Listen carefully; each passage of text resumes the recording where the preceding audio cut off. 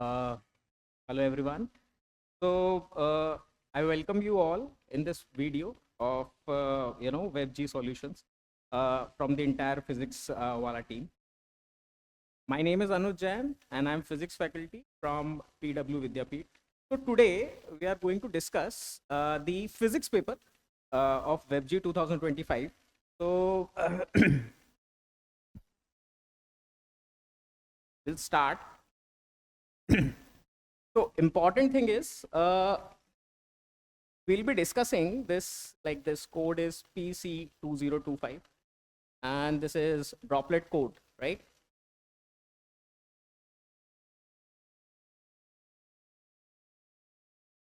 So droplet code we will be discussing. So let's come down to the first question, right? This first question, the velocity time graph is given and they are asking us to find the work done. Now this particular question is from work power energy, right? And over here we have to apply work energy theorem. Now we all know that work done is equals to change in kinetic energy, right? Let me change the color. This will be so over here. This will be half m v final square minus v initial square. So if we look at this question, they are asking us to find the work done in first 2 seconds, right? So initially we all know that the speed is 50 meter per second initially at t is equals to 0, and we need to find at t is equals to 2 second the speed. So how we can find this? We all know this is a straight line, so we can find the equation of the straight line. How? V is equals to mt plus c. This is a straight line form, like y is equals to mx plus c. In y there is velocity and in x axis there is time. So over here the slope will come down as -5. How we are coming this -5? Because this whole length is 50, right? And this is 10. So if we are able to find this slope, this will be -5, t is time, and plus the c intercept on the y-axis is 50, right? So if we put t is equals to 2, the velocity will come down as -10 plus 40. -10 plus 50, it will be 40.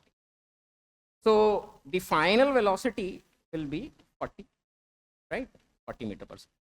So if we need to find the work done, it will be half the mass given as 10 kg. So 10 into 40 ka square minus 50. So if we solve this, this will be half into 10 into how much? This is -10 into 90. If we further solve it, this will come down as -4500 joules. So do we have the option? Yes, we have -4500, right? So this is basically a square minus b square form, a minus b into a plus b. That's what I have done. So this is the first question, like, right? Second question, it is based on the AC. So they have given the AC voltage supply 220. Now you need to note this, that this is basically the RMS value, right? RMS value they have given, and this 50 cycles per second is basically the frequency, number of oscillations per second. So this is 50, right? So we need to find the potential difference, basically AC generator, how much, what will be the equation of this voltage they are asking. So we all know that the equation will be V is equals to V naught sine omega t, or it can be cos omega t as well. So we have to, in most of the options they have given cos. So over here, this V naught is basically the peak voltage. We all know that the VRMS is V naught by root 2. So the peak voltage will come down to 220 into root 2, right? So, and omega, if we want to know, so this is 2 pi f, 2 pi into frequency. This is 2 pi into 50. So how much? This is 100 pi. So over here, if we, go with the options, So this one is looking fine, right? 220 root 2, that is V naught, right?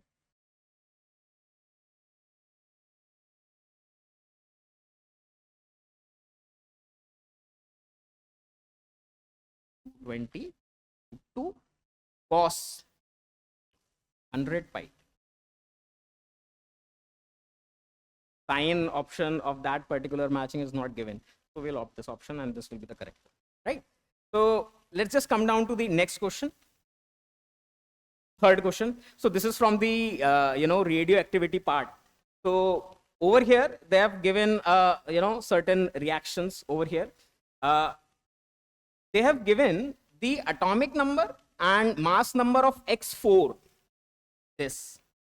So basically X4 is given to us. This is atomic number is 69 and this is 172. So what we have to do, we have to go back, right? One by one. So because we need to find the atomic number and mass number of X, right? So what we are doing, this X3 will be as it is 69 172. ऐसा क्यों बोल रहा हूं मैं? Why so? क्योंकि gamma radiation अगर होगा तो कोई खास फर्क नहीं पड़ता. खास क्या, कोई भी फर्क नहीं पड़ता एटॉमिक नंबर और मास नंबर. अब इधर आ जाते हैं X2. X2 हमें कब मिला? जब अल्फा उसमें से रेडिएट हुआ, right? So we will be right X2 gives X3. X3 का हमें पता है, this is 69 172 plus alpha particle निकला है He24 प्लस साथ साथ Q वैल्यू भी होती है. तो दिस He24 अगर मैं इधर बैलेंस आउट करूं, so this will come down as 71 and this will be 176. चलो भाई X2 तो मिल गया मैं. अब X1 के लिए चले जाते हैं. तो X1 यहाँ पे बोल रहा है X2 और प्लस एक बीटा पार्टिकल भी निकला है. बीटा पार्टिकल बोले तो E-10, राइट? प्लस साथ में अगेन कोई Q वैल्यू भी होगी. यहां अगर मैं बोलूं X2 के लिए तो यहां पे देखिए -1 है. X2 का मुझे पता है. X2 का क्या बन गया था भाई? 71 176. इसमें अगर 1 और ऐड करूं, यहां पे ये सबट्रैक्ट करना पड़ेगा, बैलेंसिंग करनी पड़ेगी हमें बेसिकली, है ना? 71 - 1, so this will come down to 70 and this will be 176. Cool enough. Now X we are getting when alpha particle is emitted from there. So यहीं पे अगर मैं कर लूं, एक अल्फा पार्टिकल भी होगा भाई, He24, है ना? प्लस और कोई Q वैल्यू भी रही होगी, राइट? इसके बाद ऐसा कुछ X मिला है. बैलेंसिंग कर लेते हैं. 270 this will be 72, 176 plus 4 this will be 180. कुछ मैच कर रहा है हमारे पास ऑप्शन? बिल्कुल कर रहा है. Which will be the correct option. Okay, let's go down to the next part. This particular question is from the single slit diffraction, right? So they are asking that in single slit diffraction, firstly they were using red light. Now red light is changed or replaced by a blue light. So what is happening? We all know that the red color has more wavelength, right, in comparison to the blue, right? So basically lambda is decreasing. Red has more wavelength in comparison to blue. Now what they are asking, what will happen to the diffraction pattern, right? So we all know that in the single slit diffraction, if we see the central maxima and the first minima, the distance between them is basically lambda capital D by A. A is the width of slit, D is the distance between slit and screen, and lambda is the wavelength. So we all know that this particular term will also decrease. Why? Because lambda is decreasing, all other things are same. Lambda is decreasing, so this is decreasing. So again, first minima will come closer to the central maximum, and all this will happen, this whole pattern will happen throughout the screen. So we all will say that fringes will become narrower and crowded together. This is the correct option. This is B. Okay, good enough. You see, this whole, I've gone through this WebG paper of this year, 2025. The questions in the 1 mark, right, they are on the easier side if we compare to the paper of previous years from WebG. So अगर आप सही ढंग से apply कर रहे हो और most important, अगर आपने प्रैक्टिस अच्छी खासी करी है तो शुरू के 30 क्वेश्चंस करने में कोई बहुत ज़्यादा डिफिकल्टी नहीं जाएगी। अप्रॉक्सीमेटली मैं बोलूँ 25 to 30 मिनट्स में आप शुरू के 30 क्वेश्चंस कर सकते हो। Practice is the key. Next चलते हैं आगे। देखिए ये सेंटर ऑफ मास का क्वेश्चन है। The variation of density of a solid cylinder they have given. Density जो है भाई साहब वैरी कर रहा है बॉस, डेंसिटी वैरी कर रहा है।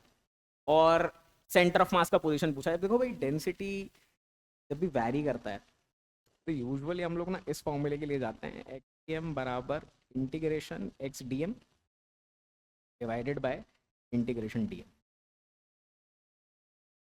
अब यहाँ पे एक एलिमेंट लेना पड़ेगा। मैं क्या करें भाई, यहाँ से x डिस्टेंस दूर एक एलिमेंट ले लेते हैं। इसका क्रॉस सेक्शनल एरिया तो वही रहेगा यार जो हमारे पास था, राइट, दैट इज अल्फा दिया हुआ है यहाँ पे और लेंथ एल दी हुई है, तो ये वाली जो लेंथ हो गई ये डी एक्स हो गई। अब अगर मैं यहाँ पे बात करूँ, इस एलिमेंट का जो सेंटर ऑफ मास हो गया वो तो एक्स पे ही हो गया, तो यहाँ पे एक्स ही रहने देते हैं। और डीएम को मैं लिख सकता हूँ, देखिए alpha area into density, density at a distance x, rho not x square by L square है भैया, इनटू डी एक्स। सर ऐसा क्यों कर रहे हो? तो भाई डीएम मास है ना यार, वो तो डेंसिटी इंटू डी वी होगा। तो डेंसिटी तो हमारे पास rho not x square by L square है और इसको अल्फा डी एक्स। देखिए फर्दर सॉल्व दिस नाउ, नीचे भी है alpha rho not x square by L square into D. तो अगर मैं थोड़ा सॉल्व करूँ ना, देखिए alpha rho naught L square, ऊपर और नीचे दोनों ही आ गया। ऊपर क्या बच गया, integration x cube D x divided by integration x square D. तो ये तो काट देते हैं भाई, और इसको जीरो से एल लेके जाना है, मैं पूरा इंटीग्रेट करना है। तो यहाँ पे आप देखिए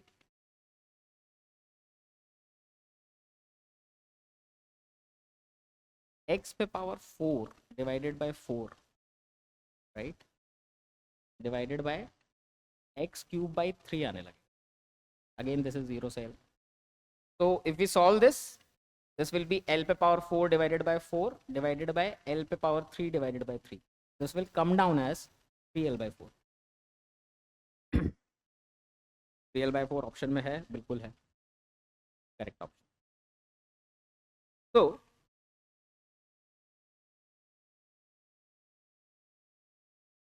now let's come down to the next question, right? uh, Sixth one, this is basically over here the simple pendulum is given and which is taken at a distance equal to the radius of earth from the surface of earth, right? तो अगर मैं यहाँ पे एक अर्थ बना लूँ तो यहाँ से इस पॉइंट पे बात कर रहा है, ये डिस्टेंस r है ना, यहाँ पे रेडियस। अब भैया यहाँ पे जाके वो ऑसिलेट कर रहा है पेंडुलम। तो आप देखिए टाइम पीरियड जो होता है वो क्या होता है, T is equal to 2π√L/g। अब ये जो g है ना यार, ये तो चेंज हो जाएगा एट अ डिस्टेंस r। क्या फॉर्मूला होता है, तो हमें पता है कि g डैश बराबर dm divided by r plus h का होल स्क्वायर बोलते हैं हम लोग जब ऊपर जाते हैं। तो इसको थोड़ा सॉल्व करूं तो r प्लस ये भी r हो जाएगा square, this will be gm by 4r square which will be g/4। देखिए तो हमें नया जी मिल गया। अगर अब मैं टाइम पीरियड के बारे में बात करूंगा, so this is T is equal to 2π√, length दिया हुआ है 4 डिवाइडेड बाय g/4, और g को वो लोग पाई स्क्वायर लेने के लिए बोल रहे हैं। ऑफकोर्स कैलकुलेशन थोड़ी आसान हो जाए ताकि, इसलिए दिस इज π²/4। अब जरा देखिए 2π, 4 4 ऊपर गया तो एक 4 आ जाएगा, नीचे पाई रहा, पाई से पाई कैंसिल करेंगे, टाइम पीरियड 8 सेकेंड्स आ रहा है और ऑप्शन में है भी, and this will be the correct one, right? 8 seconds. Next question, this I'll say is from the electrostatics, और थोड़ा बहुत काइनेमेटिक्स भी लगा हुआ है इसमें, right?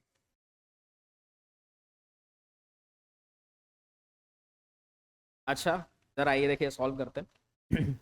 देखिए यहाँ पे एक चार्ज पार्टिकल है, उसका मास गिवन है 1 ग्राम, चार्ज भी गिवन है, राइट। तो मुझे इसका मैक्सिमम स्पीड निकालना है। अब जरा देखिए ये समझिए, एक्सेलरेशन अगर मैं कभी भी बोलूँगा तो वो तो यार QE/m होता है। कैसे सर? अरे भैया वो फोर्स बाय मास होता है ना यार एक्सेलरेशन। यहाँ पे देखिए ये तो 1 कूलम ठीक है।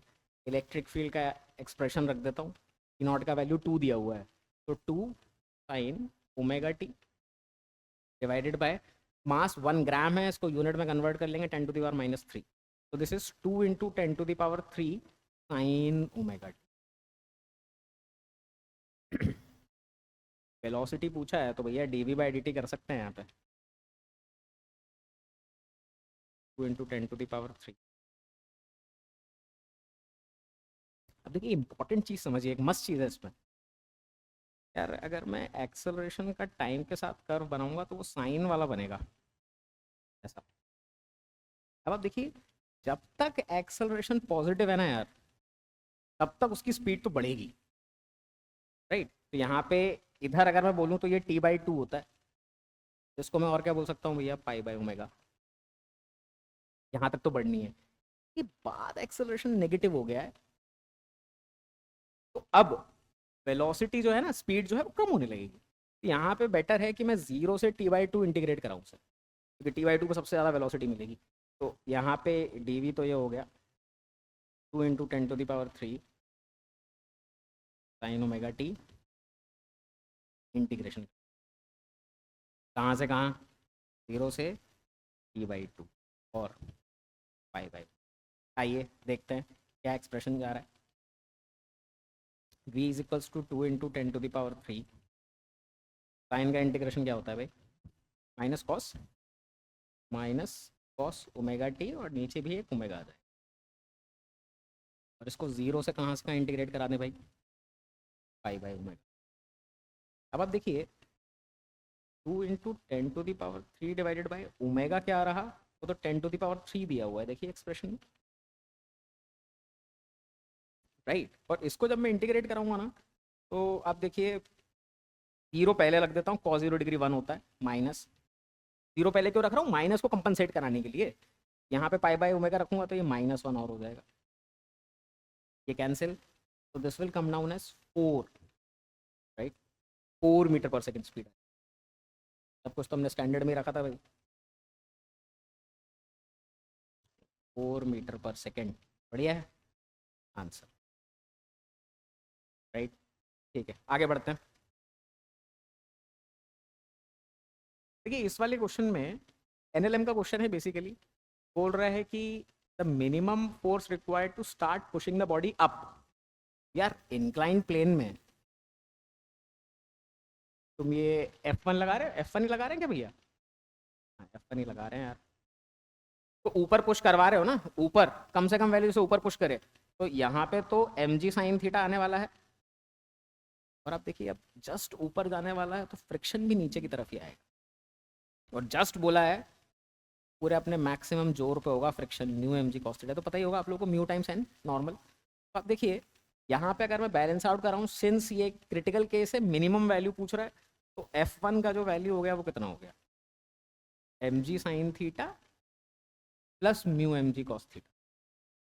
मिनिमम वैल्यू पूछा ना, इसलिए इससे ज़्यादा रखोगे तो ऊपर जाने लगेगा। दूसरा क्या बोल रहा है भाई, minimum force needed to prevent it from sliding. तो भाई अगर हमें स्लाइडिंग से प्रिवेंट करवाना है, यहाँ पे भी बना लेते हैं भाई थीटा। लोग बोलेंगे सर आपने थीटा तो बनाया ही नहीं इंक्लाइन प्लेन का, बना दिया भाई। तो यहाँ अगर मैं बोलूँ, आप अगर लगाना चाह रहे हो just to prevent it from sliding, तो ये F2 लगाया, राइट। तो आप देखिए यहाँ पे mg sin थीटा तो हमारा नीचे है,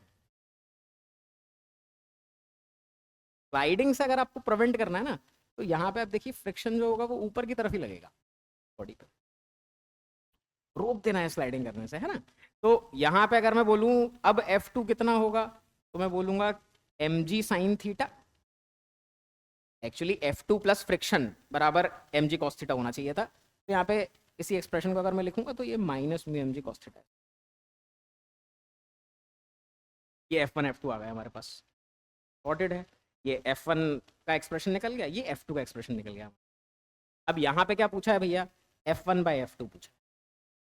F1/F2 अगर मैं देखूँ तो m g sine theta plus mu m g cos theta divided by m g sine theta minus mu m g cos theta होने लगा। ओके, अब क्या करें, देखो दोनों तरफ क्या करते हैं, देखिए एम जी तो कैंसिल आउट हो जाएगा और यहाँ पे कॉस थीटा भी बाहर निकाल लेते हैं। मतलब मैं बोल रहा हूँ एम जी कॉस थीटा आप दोनों तरफ से बाहर निकाल दीजिए। क्या बचेगा सर, यहाँ पे तो यार टेन थीटा बच जाएगा प्लस म्यू बच जाएगा डिवाइडेड बाय, नीचे भी हो गया भैया एम जी कॉस थीटा बाहर निकाल लिया था और यहाँ पे टेन थीटा माइनस म्यू, ऐसा हो गया, कट गया। अरे कैसे आइडिया आया आपको, एम जी कॉस थीटा बाहर निकालना है। और भी दूसरे तरीके से भी रख सकते थे यहाँ पे, बाकी आप वैल्यूज रखते तो भी आ जाता है यार। यहाँ पे एम जी कॉस थीटा जब स्ट्राइक किया कि बाहर ले लेंगे तो जल्दी हो जाएगा फटाफट से। अब यहाँ पे हमें पता है टेन थीटा की वैल्यू 2 म्यू दी हुई है, तो ये क्या हो गया भाई, 2 mu plus mu divided by 2 mu minus mu, कितना हो गया भैया, फ्री है क्या ऑप्शन में, हाँ बिल्कुल है यार, करेक्ट। ठीक है, आगे बढ़ते हैं, नेक्स्ट देखते हैं भाई। ये काइनेमैटिक्स का सवाल है ना, एक्सेलरेशन वर्सेस टाइम ग्राफ दिया हुआ है। तो आप देखिए एक्सेलरेशन कांस्टेंट है कुछ इंटरवल तक, तो उसमें तो स्पीड बढ़ेगी, वेलोसिटी बढ़ेगी। एक्सेलरेशन है ना, पॉजिटिव है एक्सेलरेशन, बढ़ेगी। देखें कहाँ बढ़ रही है भाई, बढ़ रही है इसमें तो कम हो रही है यार, ये तो नहीं हो, इन सब में बढ़ रही है, अच्छी बात है। फिर एक्सेलरेशन जीरो हो गया यहाँ पे, अगर एक्सेलरेशन जीरो हो गया तो भैया स्पीड कांस्टेंट हो जाएगी, वेलोसिटी कांस्टेंट हो जाएगी और कुछ वैल्यू भी रही होगी। तो आप देखिए इसमें और इसमें ही ऐसा हो रहा है, यहाँ पे तो जीरो बोल दे रहा है वो, ये भी नहीं हो सकता, बढ़ रही थी ना यार वेलोसिटी, फिर कांस्टेंट हो गई। एक्सेलरेशन पॉजिटिव था फिर जीरो हो गया, अब फर्दर फिर पॉजिटिव हो गया तो फिर बढ़ेगी वेलोसिटी। तो ये वाला ही एकदम सही बैठ रहा है इसमें, आप ऐसा एलिमिनेट करके देख सकते थे ऑप्शंस को, है ना। तो this will be the correct one. आगे बढ़ते हैं, देखिए यहाँ पे क्या हो रहा है ये बेसिकली यंग्स मॉडुलस को लेके सवाल है ना, मैकेनिकल प्रॉपर्टीज ऑफ सॉलिड्स से सवाल आया है। अब यहाँ पे क्या बोल रहा है कि एक स्टील वायर है, स्टील वायर ये ऊपर जा रहा था 2 मीटर/सेकेंड से। अब इसमें स्ट्रेन पूछा है, लॉन्गिट्यूडनल स्ट्रेन, पता है हमें भैया यंग्स मॉडुलस जो होता है वो क्या होता है, स्ट्रेस डिवाइडेड बाय स्ट्रेन। अब मुझे अगर स्ट्रेन चाहिए यार तो उसके लिए क्या करें, stress divided by Young's modulus. Stress क्या होगा, इस वायर में भैया टेंशन लगा होगा टी, आपको पता है ये ऊपर जा रहा है, तो मैं ऐसा भी बोल सकता हूँ टी माइनस एम जी बराबर एम ए। भाई फ्री बॉडी डायग्राम बना लो ना यार, टेंशन है कि नीचे की तरफ क्या है एम जी, 10 kg वाले का बना रहे हैं और ऊपर की तरफ एक्सेलरेट कर रहा था, तो टी का वैल्यू कितना हो गया, एम टाइम्स जी। देखिए 10 × 2 + 10 will come down to how much, आइए पुट कर देते हैं सब कुछ, tension by area divided by Young's modulus. Tension कितना है भाई, बहुत है सर, 120 है, 120 डिवाइडेड बाय एरिया, एरिया कितना है 2 सेंटीमीटर स्क्वायर, स्टैंडर्ड यूनिट में कन्वर्ट कर लेते हैं तो ये -4 आने लगेगा, डिवाइडेड बाय यंग्स मॉडुलस कितना है, ओह दिया है, बढ़िया, 2 × 10⁻11 ले लेते। इसको आप थोड़ा सॉल्व करेंगे, ये 2 भी ये नीचे आ जाएगा, इसको आप थोड़ा सॉल्व करेंगे ना यार, ये 3 तो आने लगा है, इंटू 10⁻, क्या बोले ऊपर जाएगा 5 -6 है ऑप्शन में, तो बढ़िया है यार, पूरा ऑप्शन मिल गया। ठीक है, थर्ड वाला भी हो गया, आगे बढ़ते हैं, नेक्स्ट क्वेश्चन। ओ ये तो रूमा का केस आ गया है क्या, यहाँ पे बोल रहा है कि रूमा भी बहुत जनरल क्वेश्चन है, आपको बहुत सारी जगह पे बुक्स में, स्टैंडर्ड बुक्स में, मॉड्यूल्स में मिल जाएंगे। मैंने बोला है कि यार ये मेट्रो स्टेशन में जा रही थी, एस्केलेटर पहले वर्क नहीं कर रहा था, तो दुखी तो होगी वो, खुद ही चलना पड़ा है बेचारी को। तो मैं देखिए V1 बराबर मान लेते हैं यार वो डिस्टेंस D रहा होगा एस्केलेटर का, है ना, यहाँ से यहाँ जा रहा होगा ना, डिस्टेंस D रहा, तो मैं D/T1 बोल सकता हूँ। अब किसी और दिन वो चुपचाप खड़ी रही और एस्केलेटर मूव करता रहा भैया V2 स्पीड, और T2 टाइम में पहुंचा दिया। अब क्या हुआ, अब मैं बोलूंगा कि V2 स्पीड से गई, डिस्टेंस तो वही था यार, पर टाइम अब T2 लगा। आप लोगों को भी पता है आप क्या पूछेगा। Now in the question they are asking if she walk up and at the same time elevator is also moving, तो अब तो यार स्पीड जो हो जाएगी वो तो V1 प्लस V2 हो जाएगी सर। हाँ बिल्कुल हो जाएगी, भी जा रही है एस्केलेटर पर मूव कर, वही यार वो डाउन स्ट्रीम वाला जो होता है रिवर में, मैन भी रिवर के साथ ही मूव कर रहा होता है। ये V1 प्लस V2 हो गया, that should be equal to, distance अभी भी D है और टाइम मुझे निकालना था, तो टाइम यहाँ पे अगर मुझे निकालना है तो D divided by V1 plus V2 बोल दें। सर ये तो बच्चों वाला क्वेश्चन है। हाँ यार काइंड ऑफ, डिवाइडेड बाय, तो इधर क्या कर दिया भैया, D डिवाइडेड बाय T1 को देखिए मैं D बाई T1 बोल सकता हूँ, और इसको D बाय, आप पूरा अगर देखेंगे ना तो भैया ये T1 T2 divided by T1 plus T2 आने लगा है। क्या कोई ऑप्शन में है क्या, है क्या? हाँ है ना, फुल बढ़िया है। ठीक है, तो ये होने लगा। आगे बढ़ते हैं। ओहो, यूनिट एंड डायमेंशंस पे क्वेश्चन है। तो यहाँ पे देखिए क्या चल रहा है, एक क्वांटिटी x दी हुई है, epsilon naught L del V by del T दिया हुआ है, पोटेंशियल डिफरेंस और ये सारी चीज़ें, डायमेंशन से खेलना है ना बस, तो बस सारी क्वांटिटी सही रखनी पड़ेंगी हमें। तो आप देखिए एप्सिलॉन नॉट तो ठीक है, ये L ठीक है, आपको पता है ना ये actually del V by del x लिख सकते हैं हम लोग, अगर आपको सिर्फ मैग्नीट्यूड चाहिए हो तो। हमें तो यहाँ पे नेगेटिव पॉजिटिव कुछ नहीं करना, डायमेंशन ढूंढना है। तो यहाँ पे मैं electric field into del x बोल सकता हूँ, डिवाइडेड बाय डेल टी भी है हमारे पास। ठीक है, तो एप्सिलॉन नॉट ये एल इंटू डेल एक्स, दोनों डिस्टेंस हैं, तो ये एरिया की तरह काम करने लगा यार, थोड़ा सोचिए। और ये इलेक्ट्रिक फील्ड को मैं डी बाई डी टी लिख देता हूँ, कुछ याद आ रहा है? एप्सिलॉन नॉट बेसिकली ये चेंज इन इलेक्ट्रिक फ्लक्स भी तो हो गया, epsilon naught into rate of change of electric flux is basically the displacement current। याद आ रहा है कुछ? EM वेव में पढ़ते हैं डिस्प्लेसमेंट करंट, यहाँ पे तो बस डायमेंशन सेट कराने थे, तो उस तरीके से एकदम सही बैठ रहा था ये। आइए नेक्स्ट क्वेश्चन पे चलते हैं। ये अच्छा क्वेश्चन है, अच्छा एज इन अप्लाई करने वाला है। यहाँ पे characteristic I versus V curve पूछा है। आई देखिए डायोड से करंट नहीं है, टोटल करंट है ये। ठीक है, क्या करें, देखिए जब फॉरवर्ड बायसिंग होगी, फॉरवर्ड बायसिंग, फॉरवर्ड बायसिंग में हम लोग बोलते हैं सर कि डायोड का तो ऑलमोस्ट नेग्लिजिबल रेजिस्टेंस होता है। हाँ सही बोल रहे हो यार, तो करंट यहाँ से यहाँ ऐसे करके जाएगी, तो जब जाएगी करंट तो V is equal to I R follow होगा यार, ओम्स लॉ चल रहा है बढ़िया तरीके से। तो फिर तो अच्छा ओम्स लॉ चल रहा है क्या सर? हाँ, फिर तो बढ़ेगा सर, हाँ बढ़ेगा। पर याद रखिए बढ़ाते बढ़ाते जैसे ही आपने इसको नी वोल्टेज के बराबर हिट करवाया, फिर डायोड जो है उसमें तो एकदम से करंट बढ़ने लगती है ना। अगर डायोड के अक्रॉस वीके के बराबर हो गया, उससे ज्यादा हो गया, करंट बहुत तेजी से दौड़ती है, तो फिर यहाँ पे हम बोलेंगे नी पॉइंट के बाद बढ़ेगा तेजी से। तो हम लोगों ने अपने characteristic I versus V curve देखा होगा। ठीक है सर,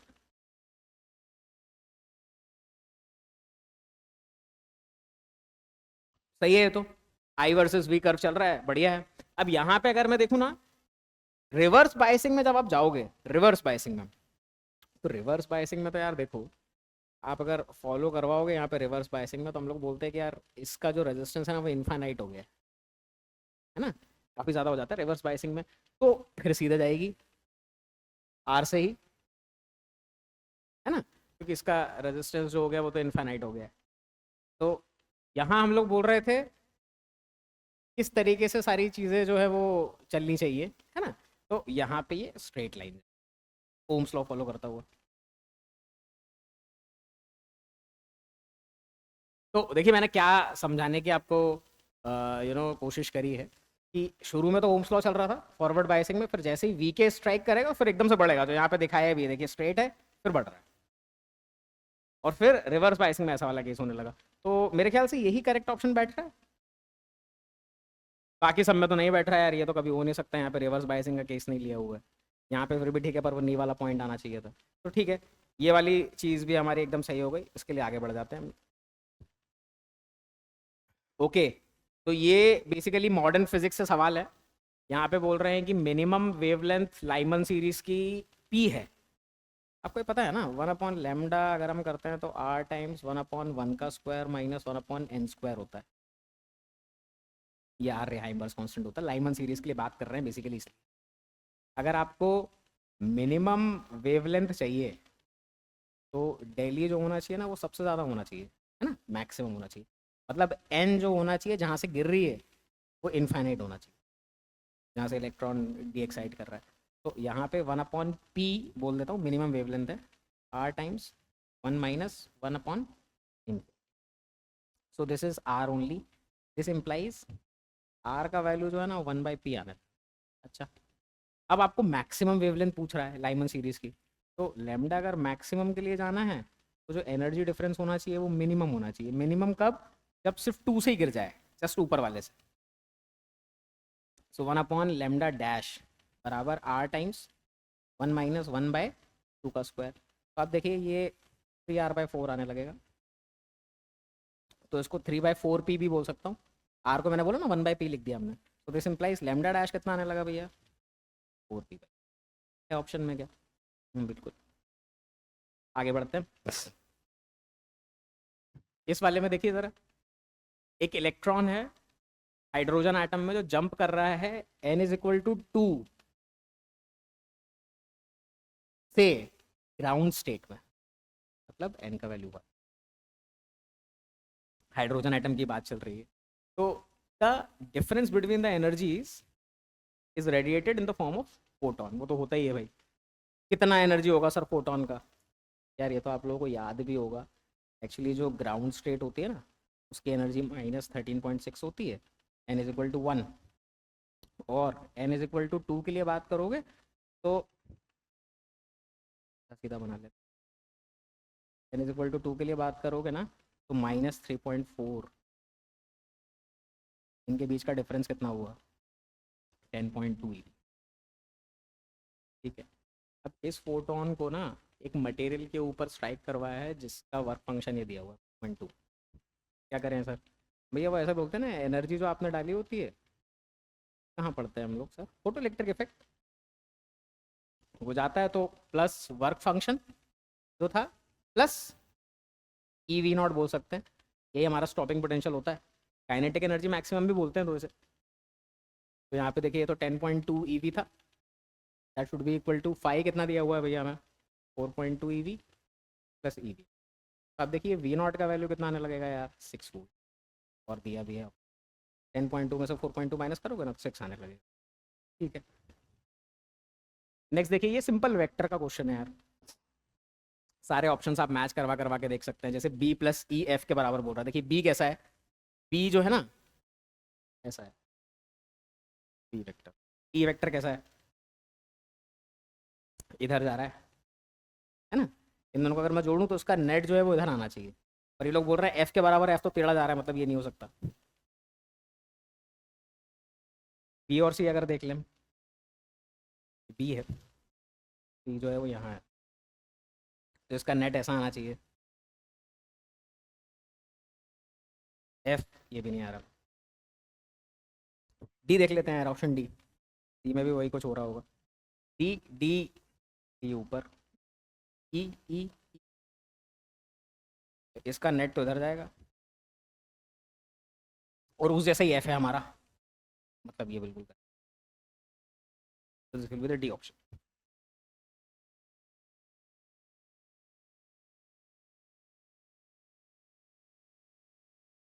नेक्स्ट क्वेश्चन पे चलते हैं। ओके, ये हमारा जो है कोलिजन्स से रिलेटेड है। बोल रहा है कि एक बॉल जो है ना वो h हाइट से फॉल कर रही है, फिर कोएफिशिएंट ऑफ रेस्टिट्यूशन जो है ना, collision coefficient of restitution ball और फ्लोर के बीच में वो e है। तो बोल रहा है कि टोटल डिस्टेंस बताइए जब तक बॉल रेस्ट पे नहीं आ जाती। काफ़ी कॉमन क्वेश्चन है, एक बॉल जो है वो नीचे जा रही थी, है ना, h हाइट से स्ट्राइक करिए,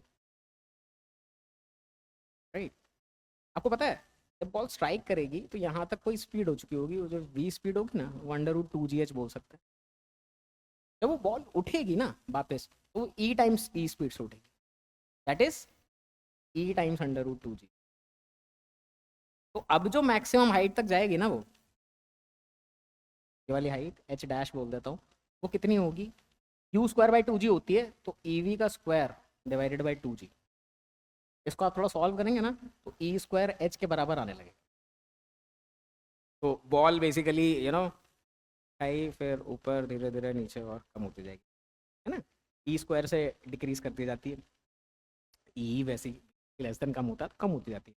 तो यहाँ अगर मैं टोटल डिस्टेंस के बारे में बात करूँ तो पहले तो h चला, फिर उसके बाद उठा h1 और फिर वापस नीचे h1 आया, तो कितना हो गया भैया 2h1।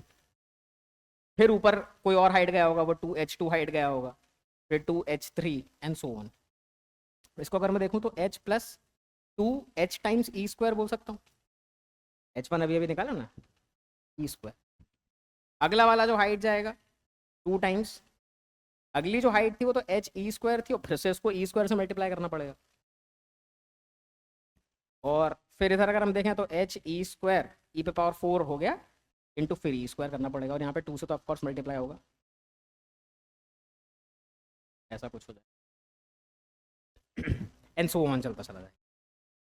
अब देखिए इधर अगर मैं देखूँ ना तो h तो ठीक है, यहाँ से 2h e² कॉमन अगर मैं ले लूँ, 1 + e² + e⁴ and till infinity चलता है। थोड़ी सी स्पेस की कमी है हमारे पे, तो इधर इधर मैं कर रहा हूँ बचा हुआ। इधर देखिए ये तो ठीक है यार, h रहा + 2h e², 1/1 - e² होने लगेगा यार। इनफाइनाइट जीपी का फॉर्मेट लगाया मैंने, ये जीपी है भाई, इनफाइनाइट जीपी, इसका कॉमन रेशियो r हो गया है, that is e²। First term a है, 1 है। इसको आप थोड़ा सॉल्व करेंगे ना तो h अगर मैं कॉमन ले लूँ तो 1 - e² + 2e² divided by 1 - e। कितना हो गया ये, h times 1 + e² divided by 1 - e। सही है क्या हमारे पास ऑप्शन में 1 + e। हाँ आ गया भाई, ये भी सही है। आगे बढ़ते हैं। ओके देखिए जेनर डायोड पे क्वेश्चन है, और बोल रहा है कि जेनर वोल्टेज मतलब इतना इतना वोल्टेज ना, ये तो मेंटेन रहेगा भाई 5.6 पे। इस टाइप के क्वेश्चन आपने किए होंगे जेनर डायोड वाले। फिक्स हो गया फिक्स, इसका मतलब यहाँ पे अगर आप 10 दे रहे हो तो इसके अक्रॉस कितना जाएगा, कितना जाएगा, कितना जाएगा बोलो, 4.4। अगर यहाँ 5.6 है तो यहाँ 4.4 होगा, तभी तो बैलेंस आउट करेंगे 10 को। ठीक है, अब यहाँ से करंट कितनी जा सकती है भाई, इनने बोला है कि यार ये जो पावर, यही करंट इधर भी जाएगी। हाँ? अब जो पावर जो इसमें मैक्सिमम हो सकती है ये भी दिया हुआ है, कितना 1/4। अब ये तो मैं IZ इंटू VZ 1/4 बोल सकता हूँ, तो IZ कितना हो गया 1/4 इंटू 5. बढ़िया, यही करंट यहाँ से भी जा रही होगी यार, एक ही तो सर्किट है। ठीक है, तो अब यहाँ पे अगर मैं देखूँ तो 4.4 बराबर IZ इंटू RS हो जाएगा। ओम्स लॉ लगाया है सिंपल यहाँ पे एक मिनट के लिए, तो 4.4 बराबर IZ कितना हो गया 1/4 into 5.6 into RS।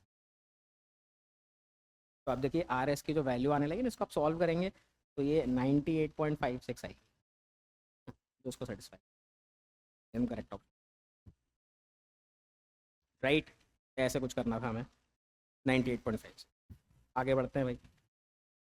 Okay easy question है, वेक्टर फॉर्म लगाना पड़ेगा। बेसिकली फोर्स दिया हुआ है हमें AI cap plus BJ cap plus CK cap. तो आप देखिए फोर्स जो है ना, तो दिया हुआ है AI cap plus BJ cap plus CK cap. Now over here the acceleration we can write it as F/m. So this is A/m I cap plus B/m J cap plus C/m K cap। अब क्या पूछा है भैया, क्या पूछा है, coordinates of body बताना है। के टाइम पे शुरुआत में ओरिजिन पे था, तो बेसिकली डिस्प्लेसमेंट पे चले जाएं, यही बोल रहा है वो। चले जाते हैं भाई डिस्प्लेसमेंट पे। एस वेक्टर फॉर्म में अगर मैं लिखूंगा तो U T plus half A T square होता है, वेक्टर फॉर्म लगा लीजिए। यू तो जीरो है यहाँ पे, बॉडी रेस्ट पे था इनिशियली, ठीक है। तो डिस्प्लेसमेंट वेक्टर होने लगेगा half B by A by M I cap plus B by M J cap plus C by M into T square. तो इसको आप थोड़ा सॉल्व करेंगे ना, तो A by two M T square, ये आई कैप मतलब एक्स कोऑर्डिनेट हो गया, B by two M into T square मतलब ये जे कैप जे कोऑर्डिनेट हो गया, और E by two M into T ठीक है, मतलब जेड कोऑर्डिनेट हो गया। ऑप्शन ए करेक्ट बैठ रहा है? हाँ बिल्कुल बैठ रहा है, सही है, एकदम सही जा रहा है, ठीक है, बढ़िया है। अगले क्वेश्चन पे चलते, लास्ट क्वेश्चन मेरे इस डिस्कशन का, राइट, प्रिज्म के ऊपर है। ऑफ कोर्स प्रिज्म का जो क्वेश्चंस हैं वो यूजुअली आते हैं बहुत सारे पेपर्स में, यहाँ भी था। यहाँ हम लोग बोल रहे हैं क्या दिया हुआ है, डेविएशन का ग्राफ दिया हुआ, भाई ऐसे ही होता है। अब 2 पॉइंट्स दिए, आपको पता होना चाहिए, अगर ये आई है तो ये वाला जो होता है ना वो ई होता है। प्रिज्म एंगल पूछ रहा है, इसका सिंपल सा फॉर्मूला होता है deviation is equal to i plus e minus A. इन 2 डिग्रीज पे जो डेविएशन हो रहा है वो 30 का हो रहा है, तो 30 बराबर 15 प्लस 60 माइनस ए। आप इधर सॉल्व करेंगे ना तो ए का वैल्यू ना 45 डिग्री आने लगे, and which will be the correct option.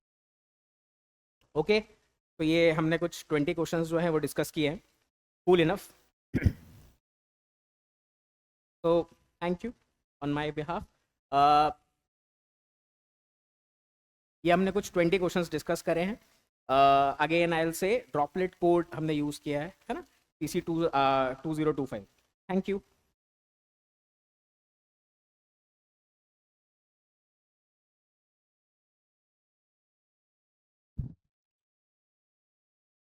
Hello बच्चों, कैसे हो?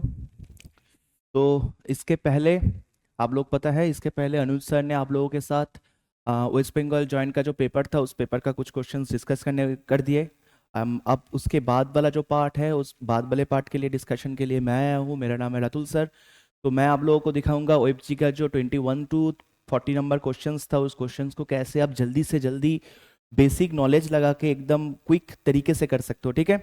तो विदाउट वेस्टिंग टाइम चलो स्टार्ट करते हैं। क्वेश्चन बहुत इजी था बच्चों, ऐसा कोई बात नहीं था। देखो पहला क्वेश्चन था आप लोगों के पास, यदि क्वेश्चन देख पा रहे हो क्या क्वेश्चन में लिखा है, 2 charges Q and minus Q are placed at A and B point respectively, which are at a distance 12 apart. C is the midpoint of A and B. The work done in moving a charge Q along the side semicircular path, along the side along the semicircle CST and along the line CBT. तो बात जो है पहले आप option में अगर देखोगे तो ऑप्शन में आपको नलिफाई करने का ऑप्शन मिल जाएगा। क्या ऑप्शन नलिफाई करने का ऑप्शन मिल जाएगा? As because electrostatic force is a conservative force. तो इलेक्ट्रोस्टैटिक फोर्स में पाथ जो मतलब इनिशियल और फाइनल पॉइंट के ऊपर वर्क डन डिपेंड करता है, it doesn't depend upon the path through which the particle is moving. तो उसके हिसाब से मैं इस ऑप्शन और इस ऑप्शन को एलिमिनेट कर सकता हूँ, यस और नो। अब अगर हम दोनों ऑप्शन बचा है, दोनों ऑप्शन में कौन सा वाला करेक्ट है अगर उसको देखना है तो उसके लिए हम लोगों को थोड़ा बहुत कैलकुलेशन करना पड़ेगा। देखो यहाँ पे प्लस चार्ज है, यहाँ पे प्लस चार्ज है, यहाँ पे माइनस चार्ज है, बीच में अगर कोई ये पॉइंट देखा है, ये पॉइंट एकदम बीच वाला पॉइंट है, तो इस पॉइंट का पोटेंशियल क्या हो जाएगा? 0 हो जाएगा। मतलब इस पॉइंट में अगर कोई पार्टिकल को रख दोगे, कोई किसी भी चार्ज को रख दोगे, तो उसका इनिशियल पोटेंशियल एनर्जी क्या हो जाएगा? 0 हो जाएगा। उसका इनिशियल पोटेंशियल एनर्जी क्या हो जाएगा? 0 हो जाएगा। अब इस पॉइंट से अगर इस पॉइंट में रखोगे तो final potential energy of the system क्या हो जाएगा? 2 चार्ज की वजह से होगा, यस और नो। एक Q माइनस Q चार्ज की वजह से होगा, that is minus K Q by L इसके वजह से, और इसकी वजह से क्या हो जाएगा? Plus K Q by 3L, yes और नो। अब इसको अगर सॉल्व करोगे तो आपका UF जो आ जाएगा that is minus K Q by, आप यहाँ से कैलकुलेट करोगे तो कितना आ रहा है? अब K का वैल्यू अगर डायरेक्टली प्लॉट कर दोगे तो आपका आंसर आ रहा है minus Q by 6 pi epsilon not into L, 6 pi epsilon not into L। Now आप पता है एस बी का फॉर्म वर्क एनर्जी थ्योरम मुझे पता है, work done by external force क्या होता है? Work done by external force होता है UF माइनस UY। तो UY आपका 0 है, UF आपका minus Q by 6 pi epsilon naught L है। तो आपका आंसर क्या हो जाएगा, आपका आंसर हो जाएगा ऑप्शन नंबर 1। तो पहले ही हम लोग इस क्वेश्चन को बनाने के टाइम पहले ही हम लोग दो ऑप्शन को कैसे एलिमिनेट कर सकते हैं, by the conservative force field, और उसके बाद थोड़ा हम लोगों को कंसेप्ट लगाना है, थोड़ा कंसेप्ट लगा के 2-4 लाइन में ही क्वेश्चन सॉल्व हो जाएगा, ठीक है। अच्छा चलो नेक्स्ट क्वेश्चन में आते हैं, नेक्स्ट क्वेश्चन में जाते हैं। नेक्स्ट क्वेश्चन में क्या बोला है, ये कौन सा वाला गेट होगा, तो देखो कौन सा वाला गेट होगा, यहाँ पे ए है मतलब यहाँ पे क्या हो जाएगा, ए बार हो जाएगा, यहाँ पे ए है मतलब यहाँ पे क्या हो जाएगा, ए बार हो जाएगा, यहाँ पे बी है मतलब यहाँ पे क्या हो जाएगा, बी बार हो जाएगा।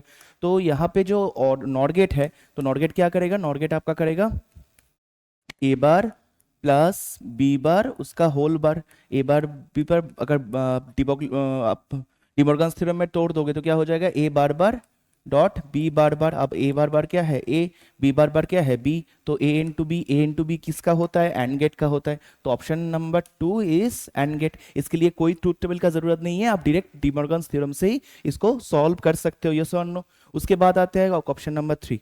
यहाँ पे क्या बोला गया है, यहाँ पे आपको बोला गया है जो number of undecayed nuclei n of a sample of radioactive material as a function of time is shown in the figure. Which of the following graphs correctly represent the relationship between n and the activity A? Activity का मतलब क्या है, dn/dt। अब आप सभी को पता है जो आपका जो आपका रेडिएक्टिव रिएक्शन है, वो रेडिएक्टिव रिएक्शन का इक्वेशन क्या है, n equals to n naught into E to the power minus lambda into T, yes और no, E to the power minus lambda into T, where lambda is the decay constant.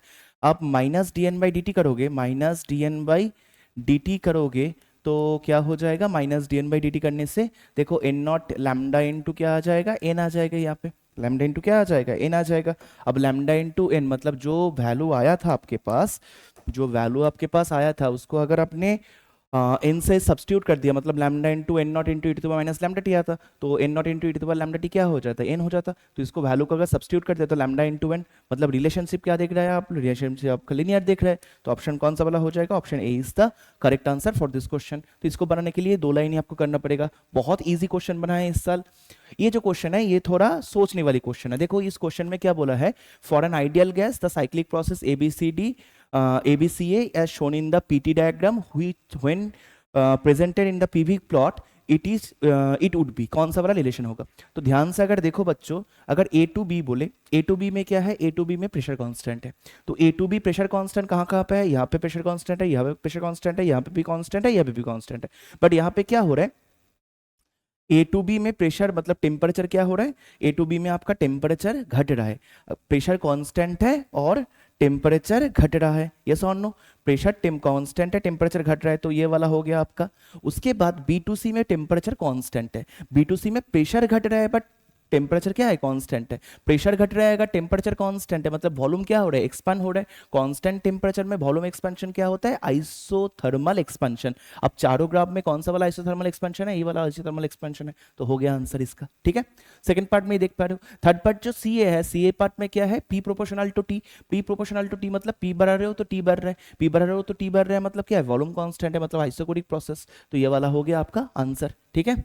अब इसके बाद next वाले question में जाते हैं। Next वाले question में क्या बोला गया है, R equals to V/I where V equals to 25 plus minus 0.4 volt and I equals to 200 plus minus 3 ampere. The percentage error in the R में जो परसेंटेज एरर है, तो R इक्वल्स टू क्या है, R equals to V/I, yes और no बच्चों।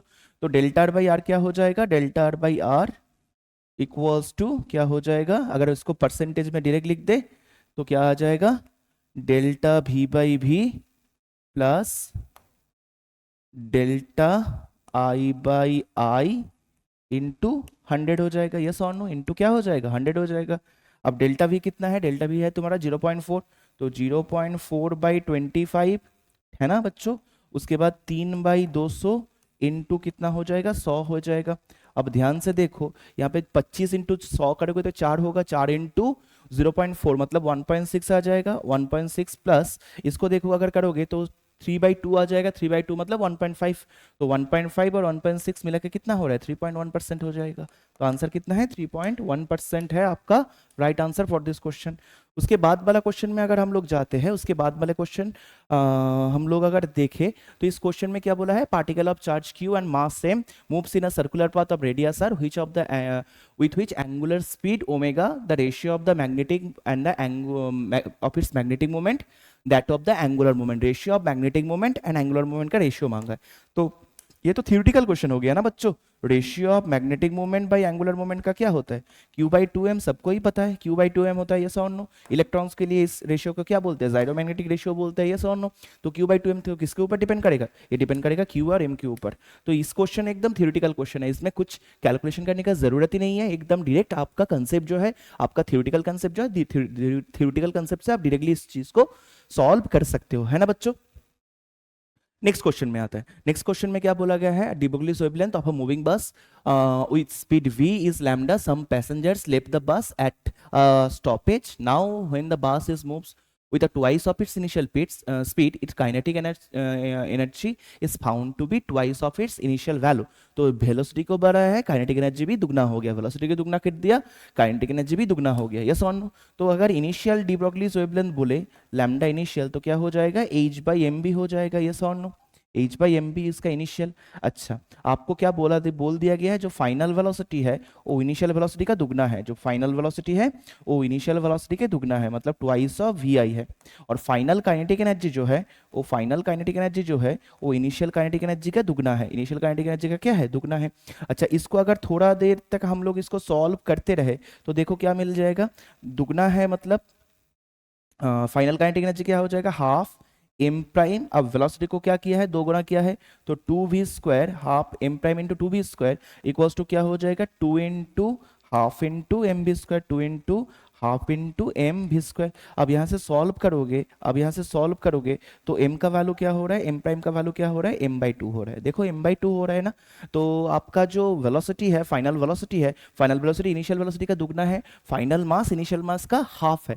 तो नया जो de Broglie's wavelength फॉर्म होगा, लैम्डा एफ जो होगा वो क्या हो जाएगा, lambda f equals to h/m prime into vf, h/m prime into vf। अब m प्राइम क्या है, ट्वाइस m/2 है, और vf क्या है, ट्वाइस है, तो 2 कैंसिल आउट हो जाएगा, तो h/m भी हो जाएगा, h/m मतलब क्या हो जाएगा, लैम्डा ही हो जाएगा। तो इसका इनिशियल एंड फाइनल वेवलेंथ जो होगा वो सेम रहेगा, यस और नो, वो सेम रहेगा। नेक्स्ट क्वेश्चन में हम लोग आते हैं। इस क्वेश्चन में क्या बोला है, द वेरिएशन ऑफ, चलो हम लोग इंग्लिश तो बहुत पढ़ लिए, थोड़ा बेंगली पढ़ते हैं। সরল দোলগতি সম্পন্ন SHM m ভর বিশিষ্ট একটি বস্তুকণার সময় সরণ সমীকরণ হলো y equals to 2 sin π/t plus 5 centimetre, सर्वोच्च त्वरण कत होबे, यस और नो। मतलब मैक्सिमम एक्सेलरेशन पूछा है। मैक्सिमम एक्सेलरेशन क्या होता है, ओमेगा² इंटू ए। अब ओमेगा कैसे फाइंड आउट करना है, टी के साथ जो पार्ट जुड़ा हुआ है ओमेगा, तो इस चीज का ओमेगा क्या है, इस चीज का ओमेगा जो है वो है π/2, इस चीज का ओमेगा क्या है, π/2 है। तो अगर आपको फाइंड आउट करना है मैक्सिमम एक्सेलरेशन, तो मैक्सिमम एक्सेलरेशन क्या हो जाएगा, ओमेगा² इंटू ए हो जाएगा। तो π/2 का स्क्वायर मतलब π²/4 इंटू 2 सेंटीमीटर। तो अगर 10 सेंटीमीटर पर सेकेंड स्क्वायर, यस और नो, तो कैलकुलेट करोगे तो क्या हो जाएगा, π²/2 सेंटीमीटर पर second square is the answer. तो option 4 number is the correct answer for this question. Okay बच्चों, एकदम सही। ओके, चलो नेक्स्ट क्वेश्चन में क्या बोला गया है। नेक्स्ट क्वेश्चन तो बहुत ही ईजी है।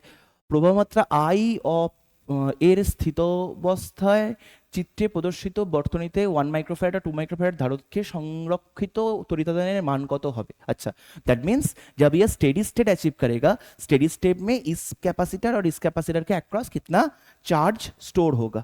तो जाहिर सी बात है, स्टेडी स्टेट बोला है मतलब ये कैपेसिटर और ये कैपेसिटर क्या करेगा, डीसी को ब्लॉक कर देगा, मतलब इसके अंदर कोई करंट नहीं जाएगा, जो करंट पास करेगा सिर्फ ये रेजिस्टेंस के लाइन थ्रू पास करेगा।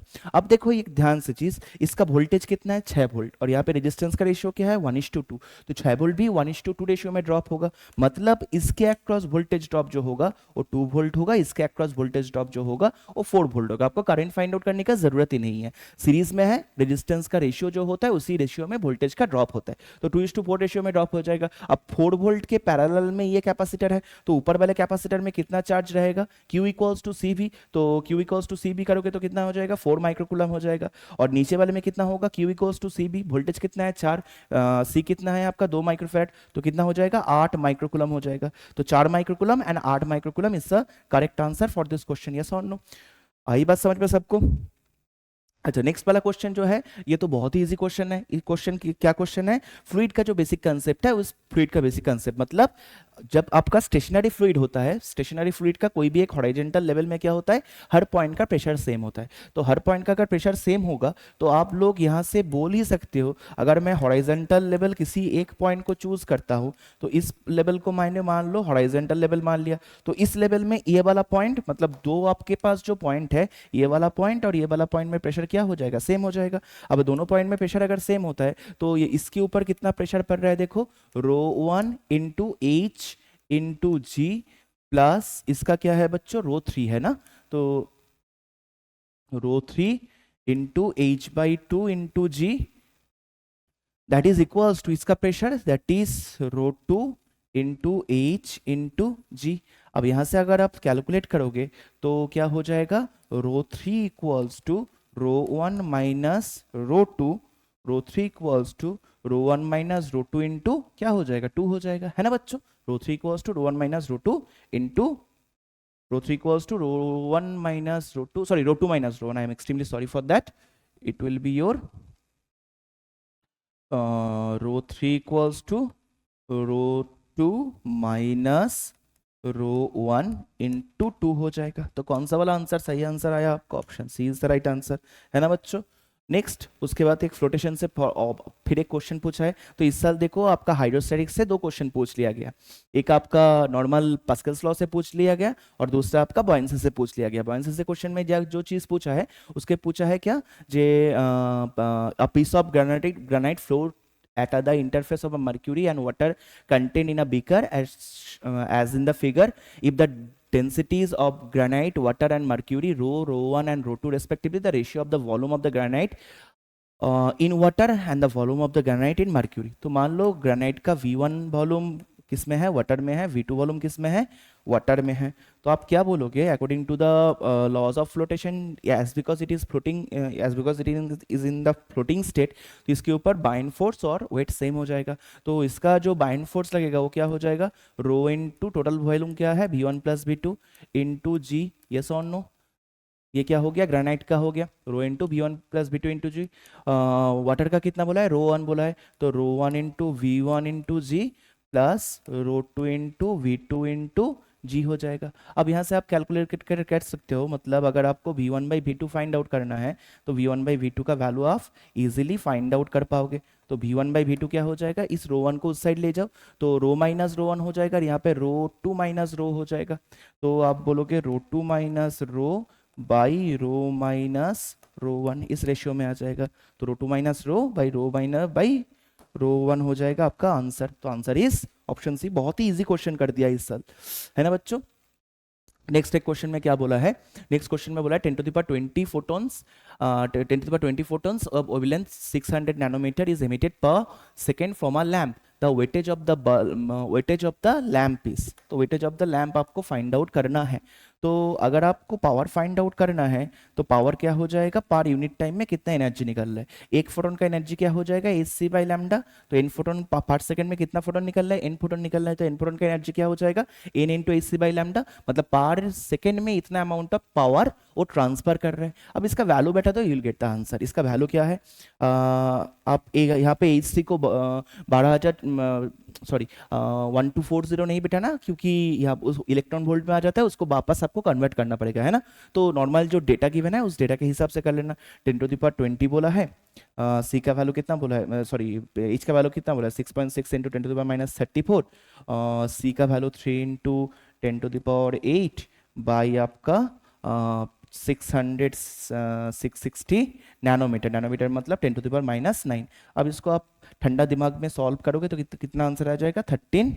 What is the answer of this question. तो आंसर कितना हो जाएगा, 30 वाट, यस और no, 30 watt is the answer of this question.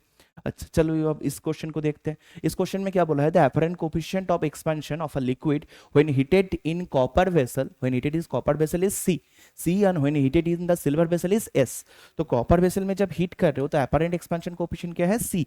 तो C can be written as, ध्यान से देखो, C can be written as true expansion of the liquid that is gamma L minus gamma of the container. अब copper का linear expansion coefficient क्या बोल दिया गया है, ए बोल दिया गया है। तो इसको मैं लिख सकता हूँ सी माइनस 3a। ये 3a क्या है, volume expansion coefficient of copper, क्योंकि लीनियर एक्सपेंशन कोफिशिएंट का 3 टाइम्स होता है volume expansion coefficient. Volume expansion coefficient of the liquid minus volume expansion coefficient of the container equals to apparent expansion coefficient. तो यहाँ से अगर गामा एल का value find out करते हो तो गामा एल इक्वल्स टू क्या आ जाएगा, c प्लस 3a आ जाएगा, है ना बच्चों, c प्लस 3 आ जाएगा। अब आपको पूछा गया है, linear expansion coefficient of silver कितना होगा। सिल्वर कंटेनर में जब दिया है तो सिल्वर कंटेनर में एक्सपेंशन कोफिशिएंट क्या है, एस। तो S equals to gamma L के जगह हम लोग क्या लिख सकते हैं, सी प्लस 3a लिख सकते हैं, यस और no, minus expansion coefficient of the container. तो expansion coefficient of the container को मैंने 3x लिख दिया, x is the linear expansion coefficient, divided by sorry expansion coefficient को मैंने 3 लिख दिया, है ना बच्चों। अच्छा अब यहाँ से अब x का वैल्यू आपको फाइंड आउट करना है। तो x का वैल्यू क्या हो जाएगा, यहाँ से x का वैल्यू फाइंड आउट करोगे तो s minus C minus 3a by क्या हो जाएगा, 3 हो जाएगा। तो s माइनस सॉरी 3x को उस तरफ लेके जाना है तो क्या हो जाएगा, 3x इक्वल्स टू 3c, मतलब x इक्वल्स टू क्या हो जाएगा, c plus 3a minus S अपन 3। तो कौन सा वाला आंसर हो रहा है बच्चों, option B is the correct answer, c plus 3a minus S. तो ये तो एक थर्मल एक्सपेंशन से क्वेश्चन आया था। उसके बाद एक क्वेश्चन वेब का आया था, ये तो बहुत ही इजी क्वेश्चन है, आप बिना देख मतलब ज्यादा वक्त गवाए हुए आप क्वेश्चन को सॉल्व कर सकते हो। क्या बोला है, the equation of a stationary wave along in a straight string is given by 5 sin pi x by 3 cos of 40t। अब आपको बोला गया है here x and y is a centimeter and t is in second, the separation between two adjacent nodes, दोनों adjacent nodes के भीतर distance क्या होता है, लैम्डा बाई 2 होता है। दोनों adjacent एंटी नोड्स के भीतर डिस्टेंस क्या होता है, लैम्डा बाई 2 होता है। तो लैम्डा का वैल्यू आपको फाइंड आउट कर लो, आपका आंसर आ जाएगा। लैम्डा का वैल्यू फाइंड आउट कर लो, आपका आंसर आ जाएगा। ये वाला जो पार्ट है पाई बाई 3 वाला जो पार्ट है, पाई बाई 3 वाला पार्ट क्या है आपका, k है। तो आप लिख सकते हो यहाँ पे k इक्वल्स टू क्या हो जाएगा, पाई बाई 3 हो जाएगा, है ना बच्चों। k का वैल्यू क्या है, 2 पाई बाई लैम्डा, के का वैल्यू क्या है, 2 pi by lambda equals to pi by 3 हो जाएगा। पाई ने पाई को मार दिया तो लैम्डा बाई 2 कितना हो जाएगा, 3 हो जाएगा। लैम्डा बाई 2 कितना हो जाएगा, 3 हो जाएगा। तो आंसर क्या है आपका, 3 centimetre is the correct answer for this question, है ना। एकदम इजी तरीके से आप सॉल्व करोगे इसको, एकदम इजी तरीके से आप इसको सॉल्व करोगे। उसके बाद क्या बोला है, चलो थोड़ा बंगाली पढ़ते हैं বাঙালি স্টুডেন্টদের জন্য। একটি বস্তু তাপমাত্রা থিটা যা তার পার্শ্বপরিক তাপমাত্রা থিটা নট অপেক্ষা সামান্য বেশি, উক্ত বস্তুটি তাপমাত্রা থিটার সঙ্গে তাপক্ষয়ের হার এর लेखचित्र হলো, কোনটা लेखचित्र হবে, ঠিক আছে। तो हम लोग क्या कर सकते हैं, हम लोगों को यहाँ पे बोला है रेट ऑफ हीट लॉस के साथ साथ जो टेम्परेचर का ग्राफ होता है उस टेम्परेचर का ग्राफ कैसे लिखेंगे। तो न्यूटन्स लॉ ऑफ कूलिंग क्या बोलता है, यहाँ पे देखो आपको बोला है जो डिफरेंस इज स्लाइडली डिफरेंस। यहाँ पे डिफरेंस क्या होता है, बहुत ही कम डिफरेंस के लिए बोला गया, स्लाइडली डिफरेंट बोला है। तो स्लाइडली जब डिफरेंट होता है तब जाकर हम लोग न्यूटन्स लॉ ऑफ कूलिंग मतलब कच्चप्स लॉ को मॉडिफाई करके न्यूटन्स लॉ ऑफ कूलिंग में आ सकते हैं। तो न्यूटन्स लॉ ऑफ कूलिंग में क्या बोलता है, न्यूटन्स लॉ ऑफ कूलिंग में बोलता है d theta by d t, जो टेम्परेचर का चेंज होता है इक्वल्स टू क्या होता है, सम कांस्टेंट के इनटू ऑब्जेक्ट का टेम्परेचर माइनस सराउंडिंग्स का टेम्परेचर। तो ये वाला जो आपका थीटा के साथ मतलब d theta by d t is the rate of heat loss equals to minus some constant into this one. तो इसका स्लोप क्या हो जाएगा, स्लोप आपका पॉजिटिव रह रहा है, whereas आपका y इंटरसेप्ट क्या हो रहा है, नेगेटिव हो रहा है। तो आप इसको सॉल्व करोगे तो आपका आंसर वाला क्या हो जाएगा, this one will be the answer, this one will be what, this one will be the answer. क्योंकि ये वाला पार्ट आपका रेट ऑफ कूलिंग है, ये वाला पार्ट आपका क्या है, sorry I am extremely sorry, please change with the colour. ये वाला पार्ट आपका रेट ऑफ कूलिंग है, आर का वैल्यू है ये वाला पार्ट। तो R equals to some constant into theta, तो स्लोप पॉजिटिव है, वाई इंटरसेप्ट क्या है, नेगेटिव है। तो B is the right answer for this question, है ना बच्चों। बहुत ही इजी क्वेश्चन, बहुत ही जबरदस्त क्वेश्चन, बहुत ही शानदार क्वेश्चन है ना। अब आपको इस क्वेश्चन में बोला है v average, v r m s and v p denotes the mean speed, root mean square speed and most probable speed of a molecule of each mass of m of an ideal monatomic gas at absolute temperature T for the statement which of the statements is correct। यहाँ पे देखो बोला है molecule of each of mass m, एक molecule के लिए बोला है। तो एक मॉलिक्यूल के लिए अगर बोलेंगे तो एवरेज वेलोसिटी क्या हो जाएगा, एवरेज वेलोसिटी हो जाएगा root under 8kT by pi m, yes और no, 8kT by pi m. V r m s क्या हो जाएगा, वी आर एम एस क्या हो जाएगा root under 3kT by small m. ये स्मॉल एम क्या है, इंडिविजुअल मॉलिक्यूल का मास, इंडिविजुअल मॉलिक्यूल का mass. And v most probable क्या हो जाएगा, मोस्ट प्रोबेबल वेलोसिटी क्या हो जाएगा 2kT बाई एम। तो आपका जो v एवरेज है इसका वैल्यू देखो पाई से डिवाइड करोगे तो 3 पॉइंट मतलब 2 से ज़्यादा ही हो रहा है, तो इसका वैल्यू इससे ज़्यादा होगा बस इससे कम हो जाएगा।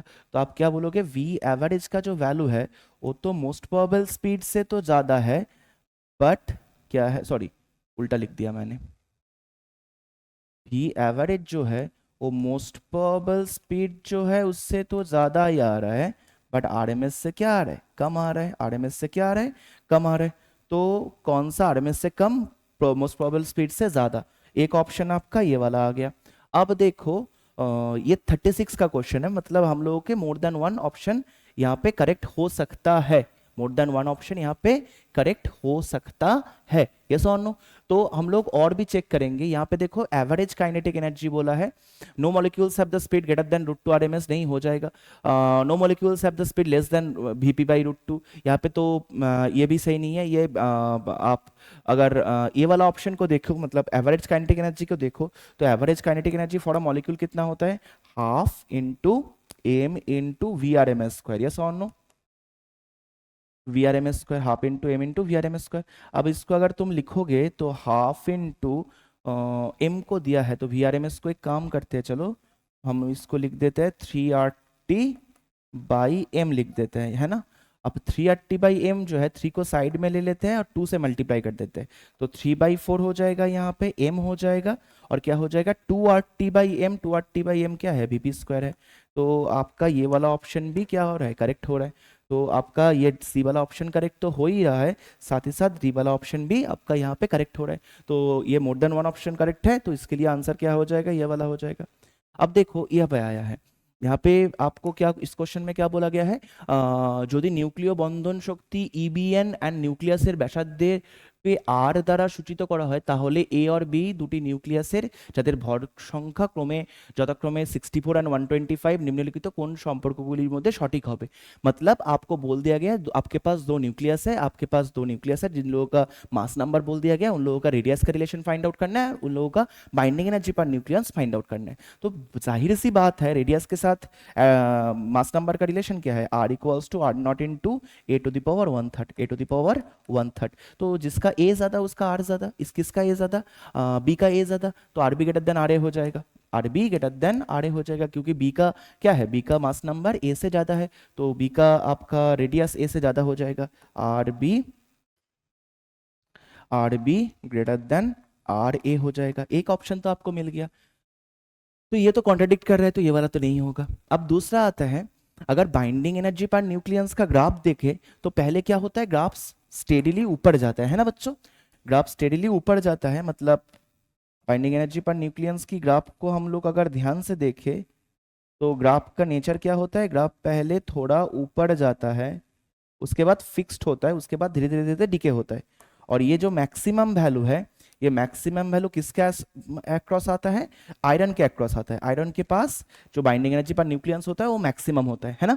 अब दोनों के अंदर बाइंडिंग एनर्जी पर न्यूक्लियस किसका ज्यादा है, मतलब किसका मास नंबर का आसपास हो रहा है, आयरन का ए का हो रहा है।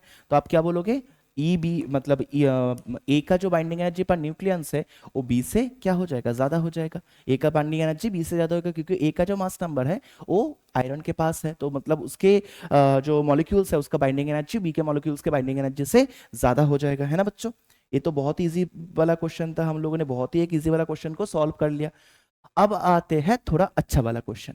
अब आते हैं थोड़ा अच्छा वाला क्वेश्चन। क्या बोला है? Wave of disturbance in a medium is described by y xt equals to 0.02 cos 50 पाई t पाई बाय 2 एंड cos 10 पाई x। अब तुमको क्या बोला गया है, क्या क्या होगा क्या क्या नहीं होगा। जाहिर सी बात है, पहले देखो एक चीज, क्या चीज, यहाँ पे कॉस है, साइनोसॉइडल माने ये किसका ग्राफ है? ये स्टेशनरी वेव का ग्राफ है।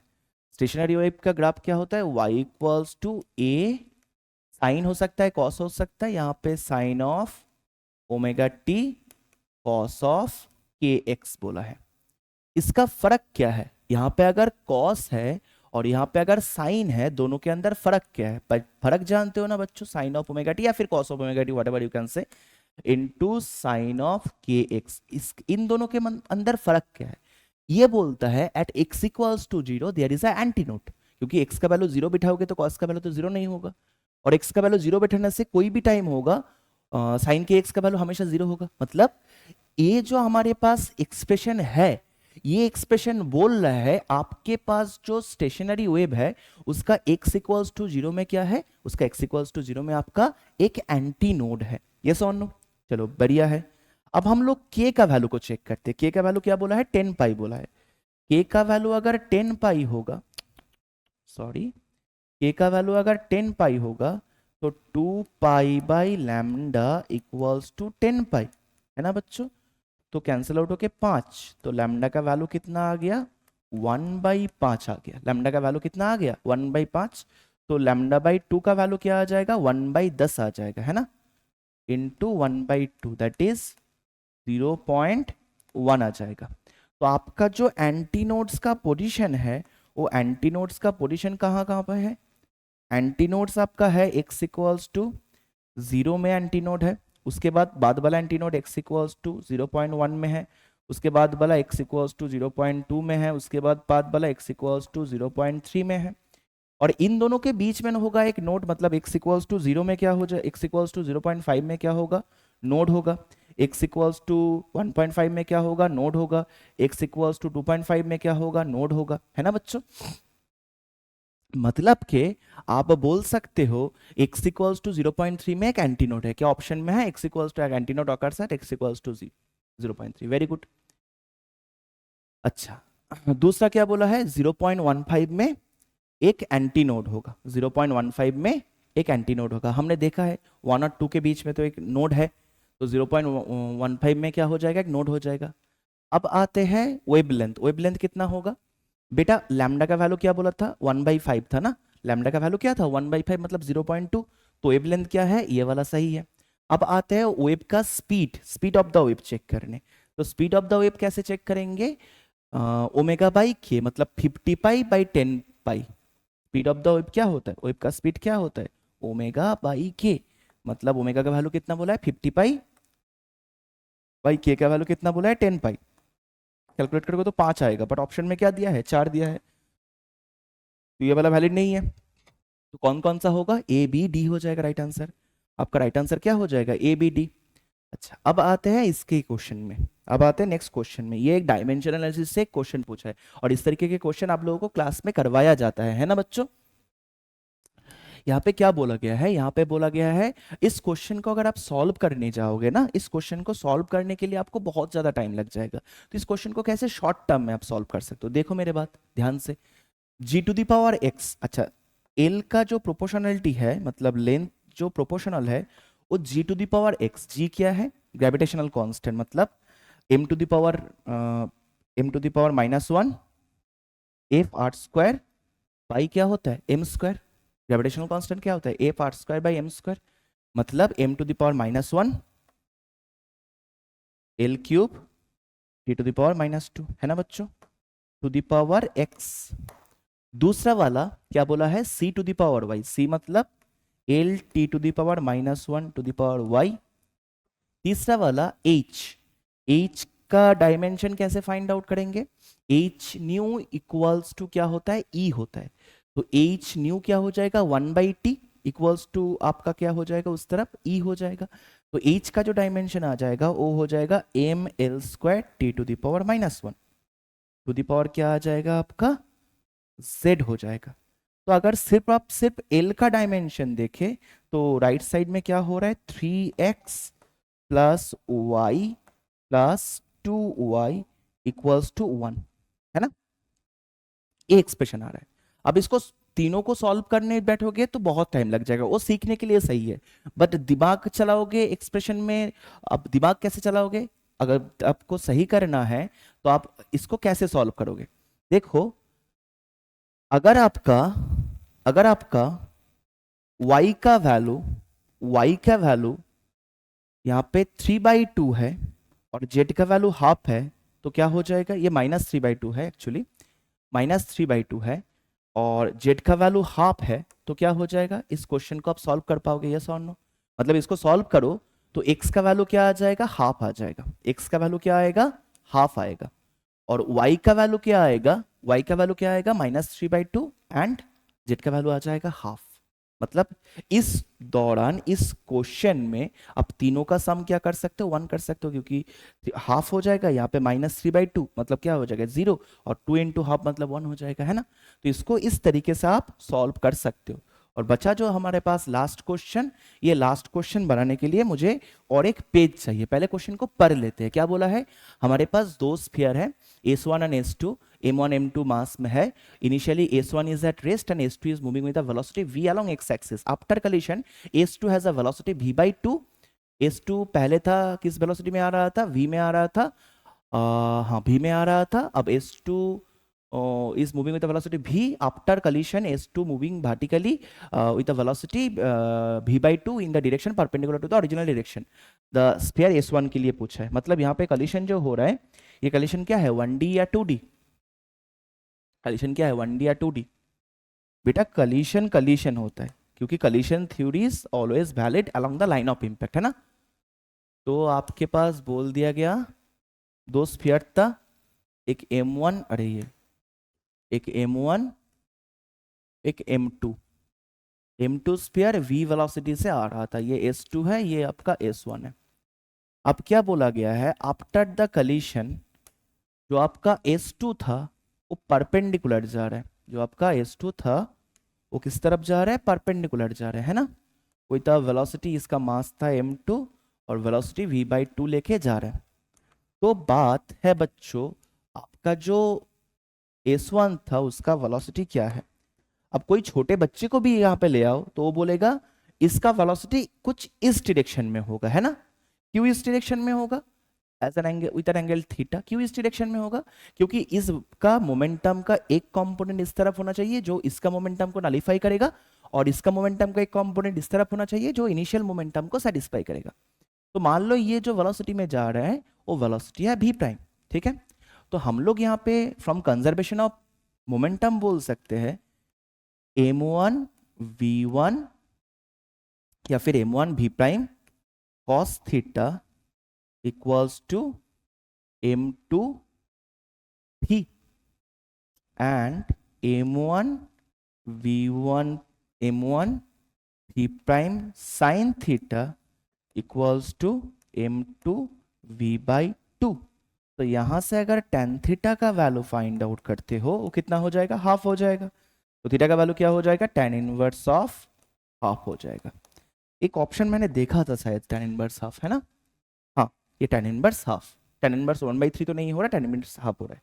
और दूसरा क्वेश्चन में बोला था कितना वेलोसिटी में जा रहा है, तो कितना वेलोसिटी में जा रहा है उस चीज को देखने के लिए, उस चीज को परखने के लिए आपके पास दो इक्वेशन है ना, 1 और 2, दोनों को स्क्वायर कर दो। तो दोनों को अगर स्क्वायर करोगे तो v1 अरे v prime square equals to क्या हो जाएगा यहाँ पे m2/m1 उसका square into v square into यहाँ पे हो जाएगा 1/4 प्लस 1, है ना बच्चों। तो v प्राइम का जो वैल्यू हो जाएगा वो हो जाएगा m2/m1, यहाँ पे v स्क्वायर था, इंटू m2/m1 इंटू v आ जाएगा, और यहाँ पे कैलकुलेट करोगे तो √5/√4, √5/√4 मतलब 2 हो जाएगा। ये भी शायद से मैंने देखा, m2/m1, m2/m1 v into this one. इसके लिए कौन सा वाला हो जाएगा, ये वाला आंसर। तो ऐसे ही इजी क्वेश्चन इस बार वेस्ट बंगाल जॉइंट में पूछा है। हर क्वेश्चन बनाने के लिए मैक्स टू मैक्स आपको 40 to 50 सेकेंड लगेगा, उससे ज़्यादा टाइम एक क्वेश्चन बनाने के लिए लगना नहीं चाहिए। अगर आपका सिलेक्शन अच्छी तरीके से बनाना हो और आपको अच्छा मार्क्स लेके आना हो। एक कंसेप्चुअल क्वेश्चंस भी था, डायरेक्ट बेस्ड क्वेश्चन भी था, सब टाइप के क्वेश्चन के ऊपर डिस्कस किए, कैसे इस क्वेश्चन को हम लोग इजी तरीके से सॉल्व कर पाए उसके ऊपर भी डिस्कस किए, और हमने डिस्कस किया कि कैसा कैसा मेथड था। तो होप आप लोग अच्छी तरीके से समझ पाए होंगे इस चीज को। सो ऑल द बेस्ट, जो लोग आप लोग एग्जाम दिए हो, all the best, very best. और जो लोग इस पेपर का एनालिसिस देख रहे हो वो ध्यान से देखो, और अपना जो आने वाला अपकमिंग ईयर है, चाहे आप जेई मेंस के एस्पिरेंट्स हो या ओएफजी देना चाहते हो, तो अपना प्रैक्टिस लेवल इसी तरीके से ले जाओ सच दैट आप एक एक क्वेश्चन को इतना जल्दी बना सकते हो, इतना इजीली बना सकते हो। So thank you everyone for watching this video.